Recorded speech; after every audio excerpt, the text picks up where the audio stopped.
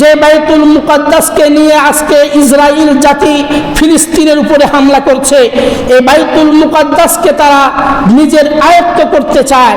এই বাইতুল মুকাদ্দাসের ইমাম ছিলেন হযরত জাকারিয়া আলাইহিস সালাম। বাইতুল মুকাদ্দাসকে নিয়ে ইসরাইল গোষ্ঠী দখল করতে চায়, কিন্তু আমরা মুসলিম জাতি বলবো ইহুদিদের জন্য এই বাইতুল মুকাদ্দাস নয়, এই বাইতুল মুকাদ্দাস কোনো খ্রিস্টানদের জন্য নয়, এই বাইতুল মুকাদ্দাস হলো আমাদের মুসলমানদের প্রাণের স্পন্দন। কেননা এই বাইতুল মুকাদ্দাস এমন একটা মসজিদ, যে মসজিদের ক্ষেত্রে আল্লাহর রাসূল সাল্লাল্লাহু আলাইহি ওয়াসাল্লামের হাদিস আছে যে এই মসজিদে এক রাকাত নামাজ পড়লে 500 রাকাতের সওয়াব পাওয়া যায়। বলেন সুবহানাল্লাহ।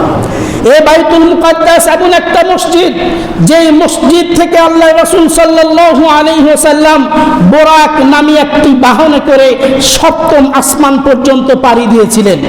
এই বাইতুল মুকাদ্দাস এমন একটা মসজিদ, হযরত সুলাইমান আলাইহিস সালাম তিনি জিনদের মাধ্যমে সমুদ্রের মধ্য থেকে এমন এমন পাথর এনেছিলেন, যেই পাথরগুলি দিয়ে বাইতুল মুকাদ্দাস তিনি পুনর্নির্মাণ করেন।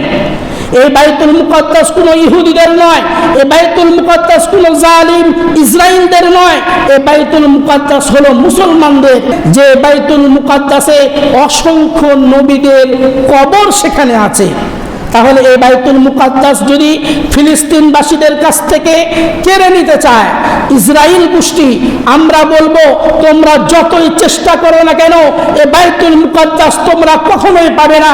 এই বাইতুল মুকাদ্দাসের ক্ষেত্রে আল্লাহর রাসূল সাল্লাল্লাহু আলাইহি ওয়াসাল্লামের একটা হাদিস আছে। আল্লাহর রাসূল বলেন, লা তাজালু তাইফাতুম মিন উম্মতি ইউকাতিলুনা আলা আবওয়াবি দামেস্ক ওয়ামা হাওলাহা ওয়া আনা আবওয়াবা বাইতুল মুকাদ্দাস ওয়ামা হাওলাহা লা ইয়াদুররুকুম মান হাসালাহুম হাত্তা তাকুমাস সাআ। আল্লাহর রাসূল সাল্লাল্লাহু আলাইহি ওয়াসাল্লাম বলেন যে তোমরা ফিলিস্তিনদের বিরুদ্ধে, ফিলিস্তিনদেরকে তোমরা মারছো, তোমরা তাদের সাথে যুদ্ধ করছো। আমার একটা উম্মতের ভিতরে হকের উপরে একটা দল থাকবে, যেই দল সর্বসময় সর্বকালে তারা ইসলামের পক্ষে যুদ্ধ করবে। কিছু কিছু আমার উম্মতেরা ওই বাইতুল মুকাদ্দাস এবং দামেস্কের আশেপাশে জিহাদ করবে, তাদেরকে আল্লাহ তাআলা সাহায্য করবেন। পৃথিবীতে কোনো শক্তি তাদেরকে পরাজিত করতে পারবে না। শুধু তাই নয়, যতক্ষণ পর্যন্ত এই মুসলমান লড়াই করে বিজয় না আনবে ততক্ষণ পর্যন্ত কিয়ামত হবে না। এটা আল্লাহ রাসূলের হাদিস। তাহলে বোঝা যাচ্ছে আজকে যারা ইসরাইল ফিলিস্তিনদেরকে মেরে রাতের ঘুম হারাম করে দিয়েছে, যখন ফিলিস্তিনবাসীরা রাত্রিবেলায় ঘুমিয়ে যাচ্ছে, সকালবেলা আর ঘুম থেকে উঠার সম্ভব হচ্ছে না। এই ফিলিস্তিন দখল করার একটাই উদ্দেশ্য, যারা ইসরাইল যুদ্ধ করছে তাদের এই ফিলিস্তিনের সাথে যুদ্ধ করার উদ্দেশ্য হলো মাসিহুদ দাজ্জাল। যেই দাজ্জাল পৃথিবীতে আবার আসবে, এই দাজ্জাল নাকি তাদেরকে মুক্ত করবে, তাদের নেতা হবে দাজ্জাল।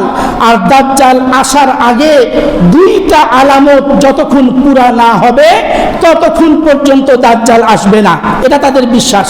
তার ভিতরে একটা আলামত হলো ইসরাইল, ইহুদি, সমস্ত ইহুদি সবাই একজোট হবে, তারা অস্ত্র নিয়ে মুসলমানদের বিরুদ্ধে যুদ্ধ করবে। এটা হলো একটা, এটা কিন্তু পুরা হয়ে গেছে, সবাই এক।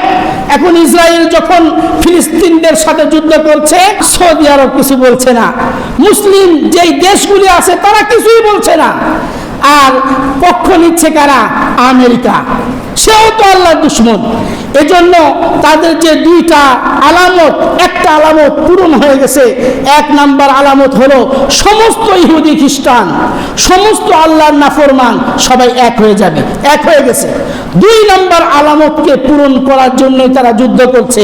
2 নাম্বার আলামত হলো তারা ফিলিস্তিনের সাথে যুদ্ধ করে ওই যে বাইতুল মুকাদ্দাস, ওই বাইতুল মুকাদ্দাসকে দখল করবে। ওই বাইতুল মুকাদ্দাসটা ভেঙে সেখানে তারা একটা মন্দির নির্মাণ করবে। সেই মন্দিরের নাম হলো থার্ড টেম্পল। থার্ড টেম্পল নামে একটা মন্দির নির্মাণ করবে। আপনারা গুগলে সার্চ দিবেন, এই থার্ড টেম্পল মন্দিরের নকশা তারা করে রাখছে। এই মন্দিরটা নির্মাণ যতক্ষণ হবে না ততক্ষণ দাজ্জাল আসবে না, এটা তাদের বিশ্বাস। এই ইসরাইল এই গোষ্ঠী তারা এমন একটা জাতি যাদের ব্যাপারে আল্লাহ তাআলা বলেন লাহুম ফিদ দুনিয়া খিজিউ ওয়া লাহুম ফিল আখিরাতি আযাবুন আযীম। এই ইসরাইল জাতির ব্যাপারে আল্লাহ তাআলা বলেছিলেন তাদের দুনিয়াতেও ধ্বংস, আখিরাতেও তাদের জন্য শাস্তির ব্যবস্থা, কোনো জায়গাতে তাদের শান্তি নাই।